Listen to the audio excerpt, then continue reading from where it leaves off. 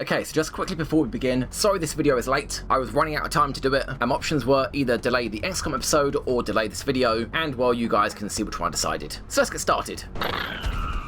Hello one and all, Mickey Surviving RNG, and welcome back to, my talk about the game that I've got planned, Shattered Earth working title. So before we begin, and this is my fault, I should have said this when I asked for your guys' opinion, it is very important when you have an idea for something, for you yourself to ask the question, why? How does it fit into the game's story? How does it fit into the game's style? And most importantly, how does it fit into the game's gameplay? I should have been much more specific when I asked for your guys' opinion. And I'll give you a quick example. I don't want to go into too much detail and spend another, 40 to 60 hours editing this video. But if you look at these two blocks, and if these two blocks represent gameplay, and you can see they're overlapping, you need to point at these two gameplay elements and tell me why. Why do you have gameplay that is overlapping? Why do you have gameplay that is stacking? Do they complement one another or do they conflict with one another? And if they conflict, why? Is there a better way of doing it? Is there a different gameplay mechanic that can actually replace both gameplay mechanics and it would work more efficiently? Likewise, another example. As you can see, these two blocks, there's a gap in between them. If these two blocks represent gameplay, you guys need to point at the gap and say why. Why is that gap there? Can a gameplay feature not be expanded upon to fill that gap? Or is there another gameplay feature that could fill that gap and fit in neatly with the other two gameplay features? Or is there another gameplay feature entirely to replace all those gameplay features that would also fill that gap? Those are the questions that I'm looking for you guys to ask. And sorry about the editing this video, guys. It's me very basic. The editing for that two-part video that I made a couple of weeks ago, that took so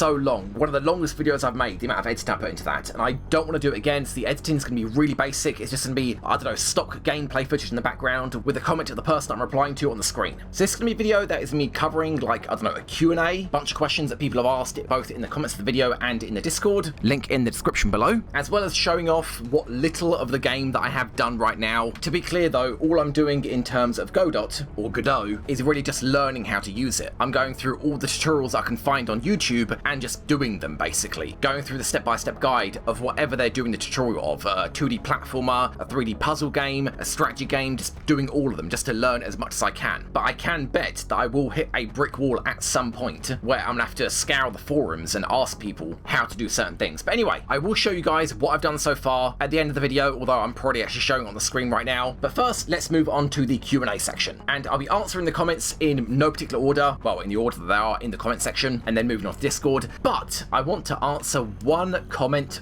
first. And please bear with me, guys. There was a lot of information to go through, so I've just highlighted in bold and italic what exactly I'm answering. So I apologize if some things sound out of context. But as I said, some comments were like several pages long, which is fine, but it is a lot to go through. So, Van Tuz, you had a lot to say about not what I was talking about, but how I was saying it. And for the most part, you're not technically wrong. The way you describe everything is chaotic. Yes, you are absolutely right. It is. It's a big problem of mine. I don't know if it's because I'm dyslexic or because even when I do a script, of which I did a script for the video, I actually did one, although I guess it's more like bullet points for the most part. It is very chaotic, and it's, just like that whenever I talk in general. It is a problem. I should work harder on it. I should actually try writing out proper scripts and reading them out and try and, hear what they sound like to see if they make sense, if they're coherent. That is something I need to work on. And it's difficult to get a full picture of the game as a result. Yeah, I can understand that. But to do a very quick summary of how the game will play, think a Geoscape that's kind of like Battle Brothers, but with a lot of elements with something like Total War crossed with almost like a survival game, and a Battlescape something similar to XCOM, Xenonauts, or maybe even Invisible Ink. That is a very brief summary of what I have in mind. You should always ask and answer the question why this is fun, how this design decision makes the game better than all the others. Again, very good point, and to a degree, I can't fully answer that. I personally think it would be fun, because in essence, I want to make a XCOM style game but crossed with survival elements, because those are my two favourite styles of games. So for me, those elements are fun, but I understand what you're saying. With each mechanic that I'm describing, I need to explain why it would be fun, and to a degree, I can't explain that. I'm not a game designer, I'm not experienced enough to know how the outcome of mechanics working together will be fun. You're absolutely right, what I'm describing could actually turn out to be completely rubbish, and it'll just be a simple question of game testing and bouncing and that kind of thing. thing. Avoid like that other game comparisons. Hell no, I completely disagree. At first I was thinking, well, you know, this isn't even a proper design document. It's not like I'm talking to publishers. This is like a small YouTube video where I'm just speaking my mind. But I think, honestly, even in big publishing companies, they want to hear comparisons with other games. They want to hear, is it going to be like this game? Is it not going to be like this game? It's actually important. It helps give an idea, a more comprehensive idea, of what something will be like or what something won't be like. Which leads on to, don't ramble about what you dislike in other games. Again, that is actually very important, especially if I'm asking for your guys' opinions. To point out what I don't want it to be like is almost as important as to point out what I want it to be like. Avoid putting irrelevant text on the screen, and this is in reference to the section where I'm talking about the RNG from XCOM 2. Okay, so why that was on the screen at the time? Because I want to have on the screen what I was talking about at any given point in the video. And at this point, I was having a little rant about XCOM 2, which I've seen more than enough review videos of different movies on YouTube, and very good YouTubers, much better than me, do have rants about other movies and what works in them and what doesn't when they're talking about a completely different movie, because it is relevant to that movie, saying what works and what doesn't work. And why that information was on the screen, as I said, is just simply what I was talking about. I did a semi-review video with Vanguard and Mel, and when I was talking about the RNG in XCOM 2 at that point, that's what I had on the screen. So I figured if I'm talking about the same topic right now, I might as well just have that on the screen, because otherwise what else am I going to have on the screen? So yes, how I present the information is really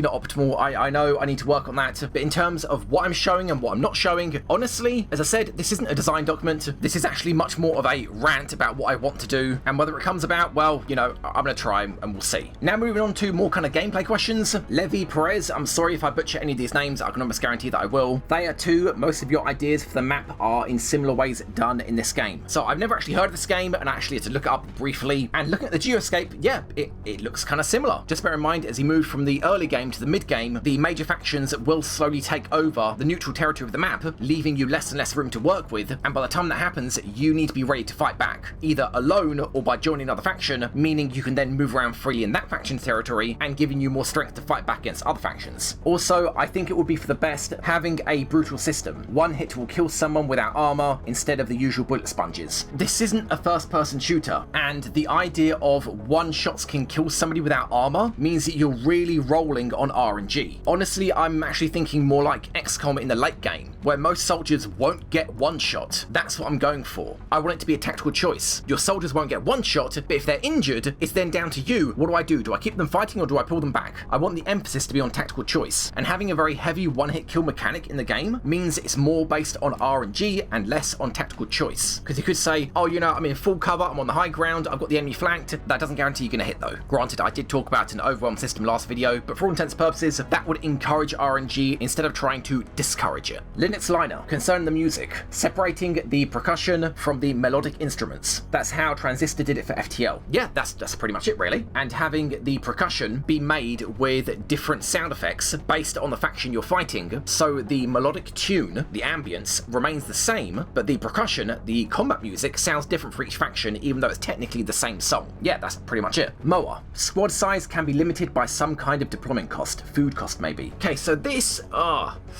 when it comes to squad size having a cost, I am very wary about this, because for any of you guys that played XCOM 2 Long War 2, one of the things that people didn't like, myself included, was the squad size mechanic. It was based on a almost time resource. How much time you'd invest on infiltrating the map, or the mission, would mean you'd be able to bring more soldiers with you. Of course, it means the enemy has more time to reinforce. I don't want to have a cost system based on the squad size. I would much rather it be like XCOM or Xenonauts, where it's simply a tech that you research and you get one more soldier to go on a mission and then two more and then that's your limit, or you can build a bigger Sky Ranger and that's the amount that you can bring with you. Just have a hard limit. I think limiting the soldiers you can bring on a mission based on some sort of resource could at best mean that people can exploit it. Say for example, you've got a lot of food, or you found an area with a lot of food just based on RNG, then you're going to be taking out a lot more soldiers with you. But yet if you're struggling, then you're going to struggle even more because you can barely take any soldiers with you. So yeah, I'm not a fan on having squad size limited to resources. Then exhaustion could be a two-way multi-tier system where there could be multiple levels of exhaustion and have X number of days pass before one level less tiredness. Yeah, that's,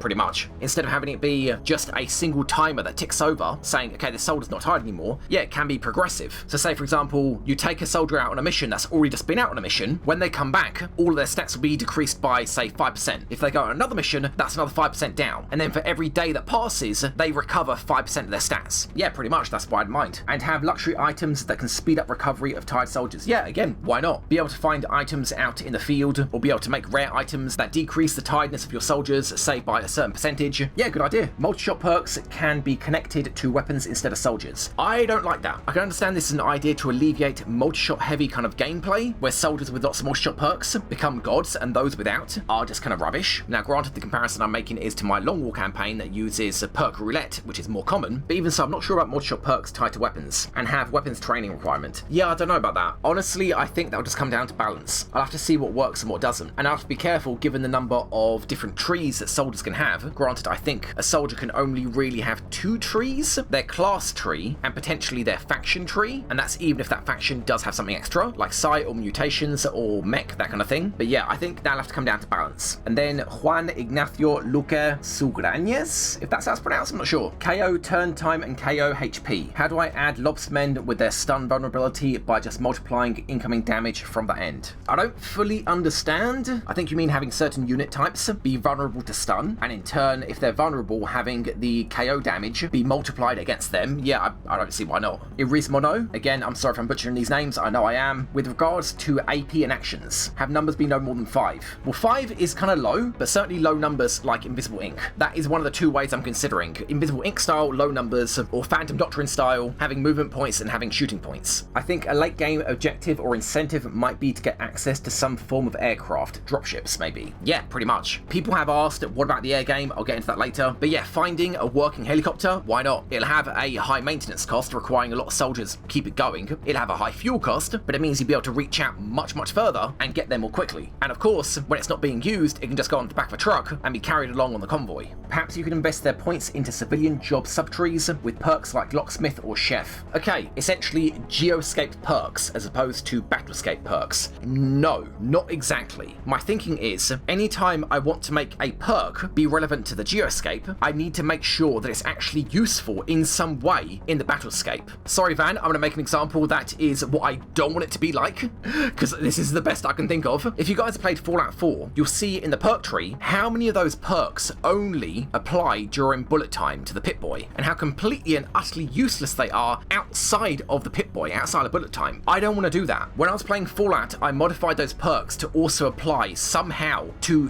when you're playing normally and outside of Pip-Boy. So that's what I'll be doing in this game. Any perk that applies to Geoscape, it'll also have an extra benefit that applies to Battlescape as well. So say for example, a mechanic perk that increases the number of vehicles a soldier can maintain. During a mission, that mechanic perk would say increase the amount that you can repair mechanical units. A stun bar that overlaid your soldier's health bar, and when they're overlapped, the soldier or alien becomes stunned. Basically, the lower your health bar gets, the lower your KO bar gets. Yeah, it's not a bad idea. Again, it would depend on balance, but yeah, why not? The AI should tie into the capture system, possibly allowing surrenders. I'm not sure about that, because the problem is, allowing surrenders and making a trade with the enemy faction, one captured unit for however many resources, is a form of diplomacy, and I'll get into diplomacy later, but short story, diplomacy, no, hard no. The key elements of this game are survival game, moving base, XCOM style turn-based. Diplomacy does not fit into that at all, and in fact will go against a lot of the mechanics I have in mind. The AI should have different trees based on their current mental health. If anyone around them is dying, they might react in a few different ways. I think what you mean by this is a unit reacts differently when it's panicked based on the perks it has, and again I'll probably be taking a page out of Long War's book. When a soldier panics, all they do is hunker. I don't want them to do any other action, I don't want them to shoot their allies, I don't want them to shoot the enemy, I don't want them to run forwards or run back, just hunker, that's it, you lose that turn. I want to remove as much RNG from that kind of role as possible. One possibility is to have a mental health system similar to RimWorld. Oh hell no! I appreciate the idea, I really do, but think about it this way. In RimWorld, it's a colony management game. The combat isn't what you're mostly doing. What you're mostly doing is managing the settlement, building, gathering resources, hell, even leveling skills. Now by comparison, imagine a RimWorld style mental health system in XCOM, and how incredibly migraine-inducingly frustrating that would be. It makes sense in RimWorld. As I said, the majority of what you're doing is base management. And hell, even imagine this. Imagine if in RimWorld there was an adrenaline system that made it so that when an enemy was attacking, your units couldn't suffer from a mental break. I actually think that would make the game better. But going on the flip side, having a combat heavy focused game and having a mental health system where they can break based on a huge number of factors, oh my god no, that does not sound fun to me at all. And also, they'll eventually harden into professional soldiers. This is a problem. This would encourage steamrolling. It'd encourage strong soldiers getting stronger. And again, that's not something I want to do. It's very realistic, and in games like Cataclysm and Project Zomboid, when you have a trait like overweight or some other form of temporary health impairment, it's always nice to get rid of it as a soldier progresses, which I think in Project Zomboid they can now, I think it was implemented. But for XCOM, it would encourage strong soldiers to get stronger. So yeah, really not a fan of a mental health system similar to RimWorld in a game like XCOM. And possible game title, Nanomachines.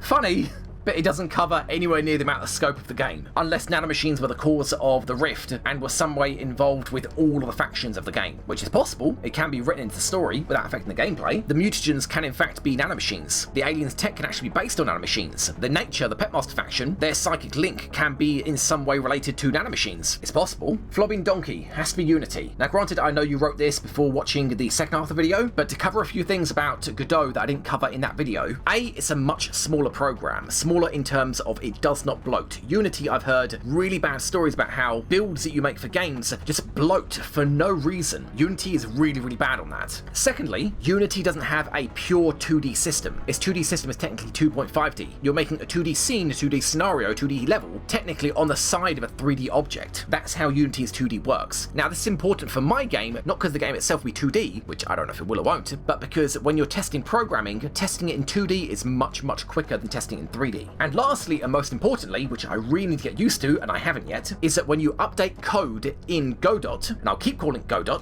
it'll instantly apply to the game that's running. So you don't need to close the game down, change the code, then load the game up again. You can change the code while the game's running to test stuff out, which is so useful, and I need to get used to it, but I always feel paranoid that something's not working or hasn't got updated, but yes, it updates instantly. Point Ignacio again, get some associates or networked guys, and make a quick Kickstarter demo. As I said, after I've done as many Godot tutorials on YouTube as I can find, what we're doing is making a list of all the different mechanics in the game. And then what I have to do is try to implement all of those mechanics one by one. Once I can actually do each of the mechanics that I intend to do, then I'll know it's possible for me to actually technically make the game. But until that point, I don't want to get anybody else involved, and I certainly don't want to get anybody else's money. And then James Greaves, War of the Chosen does it well, where repeatedly going on missions that lowers your will. Yeah, as I said, that's pretty much what I'll be going for. For every mission you go on, while being fatigued, your stats go down 5%, and for every day that passes not going on a mission, your stats increase 1%. Of course, it'll depend on balance, blah blah blah, but yeah, that kind of system. Amateurish author, travel time. The bigger the group, the slower they move. I'm not a fan of that. Again, this is the idea of lowering squad size. I was thinking at best, having traveling on foot be faster through forests and mountains, but even then, you're going to be limited to a set squad size. And again, if you use 3 cars to take over a dozen soldiers out, you'll be using fuel that you might need to use to move the base. Again, that's putting a cost on taking more soldiers out, essentially having a resource-based squad size system, which I'm not a fan of, since the number of soldiers is going to vary massively. No, it won't vary massively. As I said, I didn't know of a story way to logically limit the amount of soldiers going out, but there will be a limit to the soldiers going out. It will be very much XCOM or Xenonauts. You have a limit that goes out, and that's the amount that goes out on a mission. And then action point system. Have one main action point, a bonus action point, movement and reaction, with 3 actions being free. And Spycraft replied, 2 multi-purpose actions or 2 half actions, like in either D&D. I just don't like wasting bonus actions. To me, it adds a lot of abstract thinking, like knowing which spells are which actions. Yes, exactly. That really, really overcomplicates the action system, when what I'm trying to do is keep it simple. Not as simple as XCOM, where it's a single move, and then either double move or fire, but not as complex as Xenonauts, where you've got 30, 40 plus AP.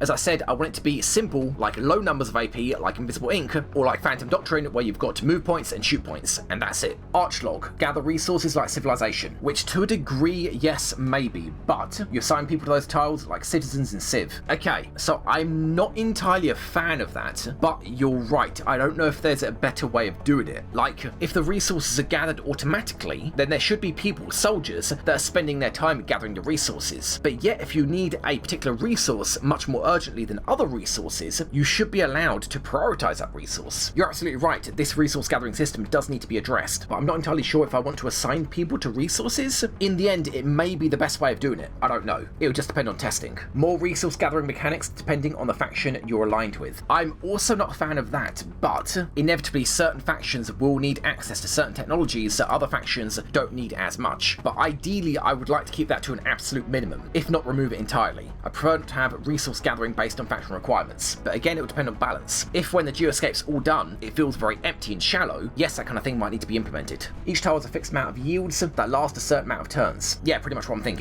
Although that may not be necessary for all forms of resources. For example, wood, there may not be a need to have that resource decline over time, whereas food and mechanical scrap that is scavenged off the map, that will decline over time. So it may not be necessary to have every resource decline over time. But yes, some of them, functionally, it would make sense and would add to the gameplay. Your troops have a gathering skill and they grab resources more efficiently if they have a higher gathering stat. I don't want to have multiple stats. As I said in the previous video, I want to have the different stats very, very limited. Basic XCOM stats, aim, mobility, health and will, as well as 2 additional stats that are multi-purpose, like mechanical and science. I don't have a gathering stat. Maybe gathering can be tied to mechanical. It's really going to depend on the balance. And I also highlighted here, I like the idea and I'd wait for it even if I have to do so for 10 years because I think you're being honest about how much time it will require. Yeah, I'm definitely being honest. And that's being positive. Moving on, Linux Liner. Okay, now this is a good question. If you had to eliminate everything but the most very important game mechanics, what would those be? This is a very, very good design question. Essentially, what can you get rid of whilst maintaining your idea of the game? A similar question would be, what is going to take up the most amount of time for the least amount of gain?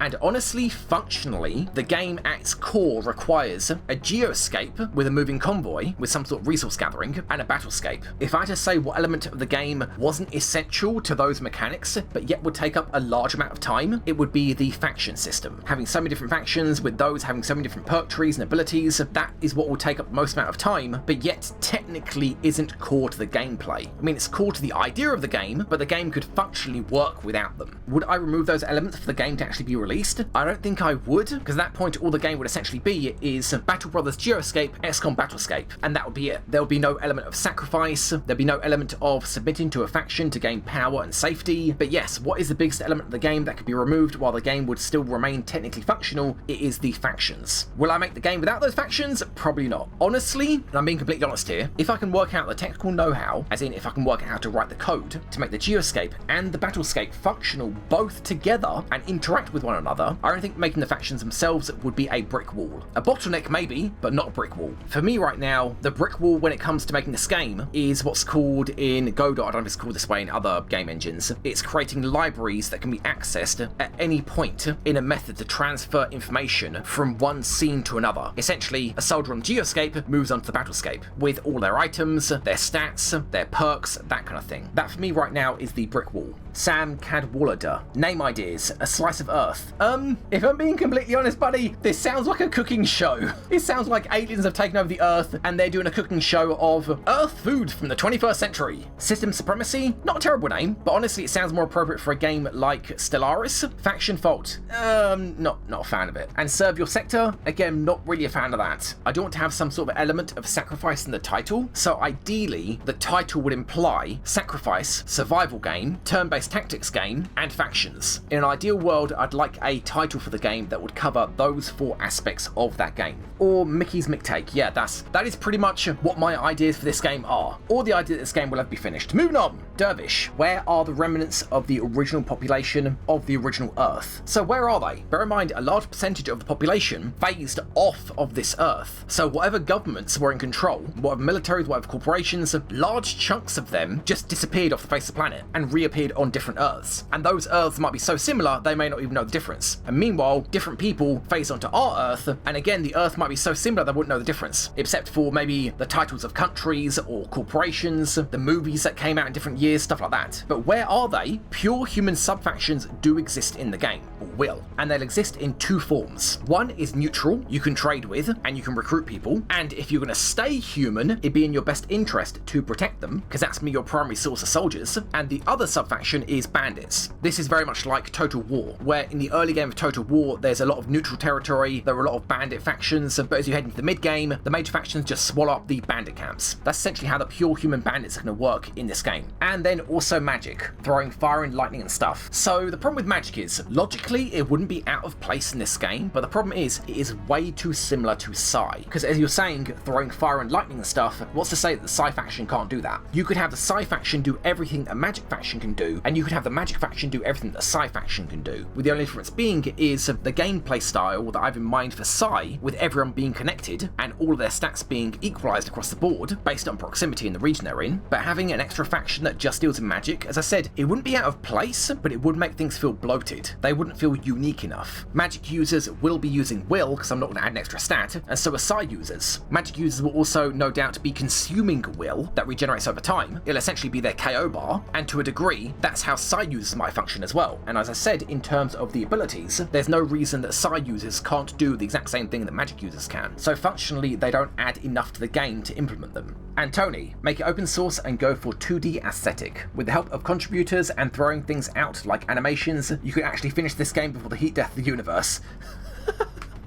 You're not wrong, but, okay, and this is a very important but, and I've said this so many times, I do not value style over substance, but, as I said in the previous video, style isn't useless. Think about it this way, right? How many people have looked at Cataclysm, either the game itself or a video of the game, and said, I mean, yeah, it looks interesting, but it's not really for me, when you know what they're actually saying is, oh god, this game looks ugly, I don't want to play that, or watch it. You know that's what they mean when they say that. They might love to play a complex game, but they might also want to play a game that doesn't look like that. And I understand it could make aspects of the game easier if the game that I have in mind looked like Cataclysm, or thereabouts. But the problem is, granted I have no experience here, well, very little experience, but I don't think animating basic 3D models is that much more time consuming than animating a 2D sprite that has frames that need to be animated. And I don't want to make a game that doesn't have animations. Like, one of the things that really bugs me about Battle Brothers is how almost none of the game is animated. Like, the only animations, if you can call them that exist in the game are when you lower your weapon to stand your ground with a spear, or when you raise your shield, those are the only times your weapon moves, or when you chop off a guy's head and the head goes flying.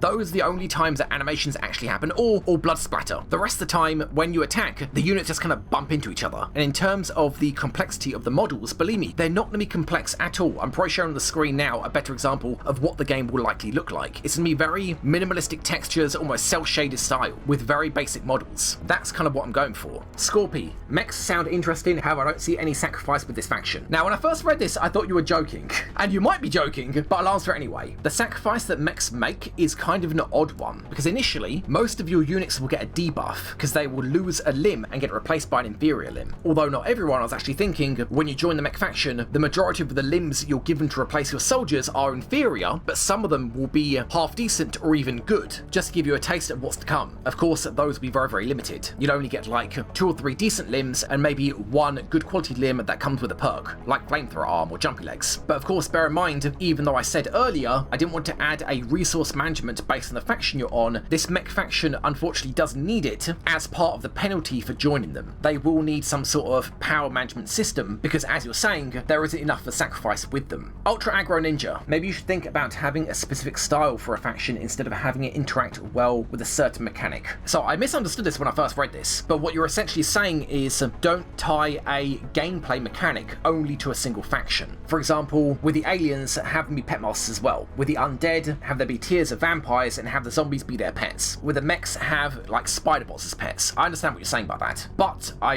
really don't like that idea. I want each faction to feel entirely different. I want there to be a replayability in the game where you can play as a different faction and the game will actually play different. Not simply because of the RNG style roguelikeness of the game, the map generation, the random faction locations, the resources that are available to you at the time, the loot that you find. I actually want the gameplay to be different based on the choice that you make, based on the faction you join. Alright, okay, stop. Yet again, this video is nearly an hour long. We're gonna cut this here, and part 2, including showing the little of the Geoscape that I managed to do, will be either already uploaded or will get uploaded within 24 hours. So guys, thanks for watching, and I'll see you there.